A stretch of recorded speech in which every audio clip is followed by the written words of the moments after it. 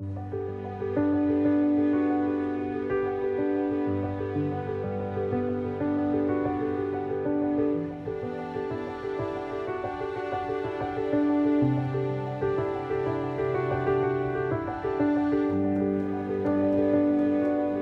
master was usually impartial. He was always coming from two prongs, compassion and wisdom. The compassion would pick up on the need, the necessity, and the wisdom would be the medicine that was required in a particular situation. But he always kept those in balance. So if he came up and asked you something, talked to you, invited you to talk with him, you were clearly in a situation of need. And that could have been you're on the verge of having some breakthrough, but you weren't clear, or you were having extreme doubts, or you were afflicted with something. And then he would apply just what was necessary to release you and no more. I'll give you an example. We had traveled to, this was a trip to Malaysia in 77, 78. And we went to Kuala Lumpur, and this was the first evening in a massive gathering at a temple. Lots of people there. And I was blown away because this is my first time really to see Buddhism in Asia. I was disappointed. Primarily folk cult practices and superstition. So I came in and they were burning paper mache houses and Mercedes Benzes and airplanes, to offer to the dead in the underworld. And then they were taking, I thought it was real money, it was paper money. Because I thought, well, real money, that's pretty sincere. No, it was paper money. They were burning paper money to buy off the ghosts and spirits in the underworld so their relatives could pass through. And then there were actually bottles of wine and dead ducks on the altar as offerings to Guan Yin. I mean, this is really primitive stuff. And you couldn't breathe because the incense smoke was so thick. People were going up with joss sticks of 50 to 100 in a bundle, lighting them, putting them in. And there was two attendants who were quickly pulling them out because it was catching fire. They had fire extinguishers on the side to make sure. And it was like this frenzy of stuff that I had completely moved away from. And so Master Hua began his talk. He said, now, the burning of paper money for the ghosts and spirits. He said, are ghosts and spirits material or immaterial? Well, they're immaterial. So if they're immaterial, what need would they have for these kinds of things? There's no place to put a wallet in a ghost or spirit because there's no physical body. So he says this is completely superstitious. And he said, and offering all this incense to the Buddhas and Bodhisattvas, what do you think? They're like, you guys? So if you get one thing that's good, you want 10 more.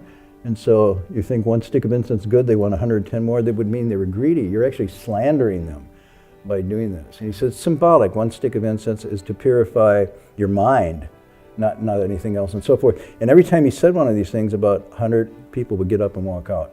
Then he said, well, now the dead ducks to Guan Yin Bodhisattva. As far as I understand it, this is the Bodhisattva of great compassion. Great compassion means great compassion. It means reaching out to all living beings, including ducks. So why would Guan Yin Bodhisattva be interested in dead ducks as an offering? And then another group of people got up and walked out. By the time he went through all of these various practices, there was about 150 people left, all of them under 30. Everybody else had left, and they were really excited.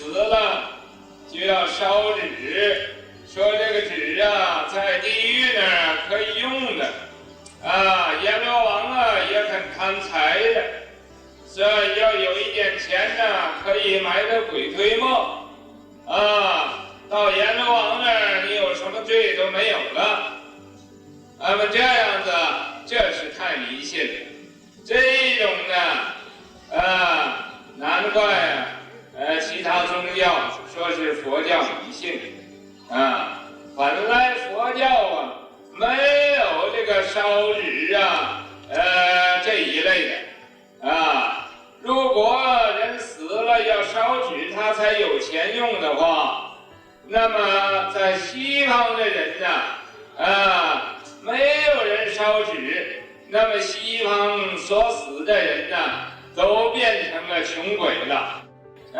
你烧多一点纸呢，灰多一点是真的。灰多一点，把世界邋遢多一点是真的。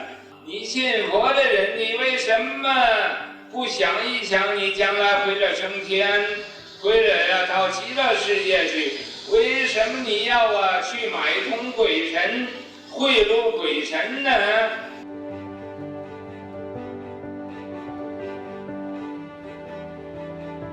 Next morning, I was washing up in the basin of the temple, and Master Hua came up and he was washing up too, next to me, and then he said, "Well, what did you think of that talk last night?"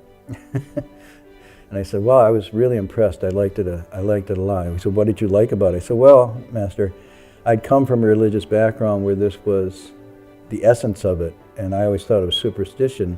But when I came to Buddhism, I thought there wasn't any of this here, and now I was shocked to find that there's so much of it. But then I was really happy that you said what you said."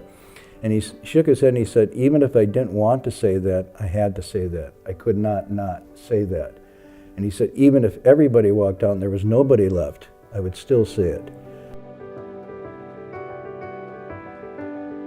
各位对这一点呢，咱们信佛的应该要有智慧不要以讹传讹，不要信那些个没有根据的这种道理我是一个世界上讲真理的人，所以到处人都很讨厌我。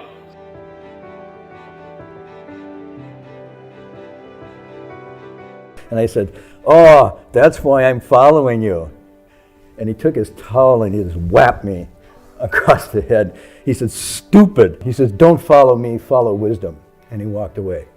It was cold water, another dose of cold water in the face. But I saw that an ordinary teacher, perhaps, a professor, would have been very flattered by one of the students saying, "I really like what you said last night. I'm really following you." And he completely turned it around and put me back to what he was following rather than following him. I mean, in essence, he was saying, follow what I'm following, don't follow me. So that reinforced this idea that he wasn't interested in having that kind of relationship with us. And every time we try to set it up, it would be rejected. So on the other hand, he was actually trying to get us to stand on our own 2 feet. Probably that's the essence of the teaching. And if you think about it, that's exactly what the Buddha was doing, which is saying, you have everything you need, whole and complete, to replicate this experience. Go out and do it. All I'm here for is to help you see clearly what that pathway is to that. Buddhas only show the way.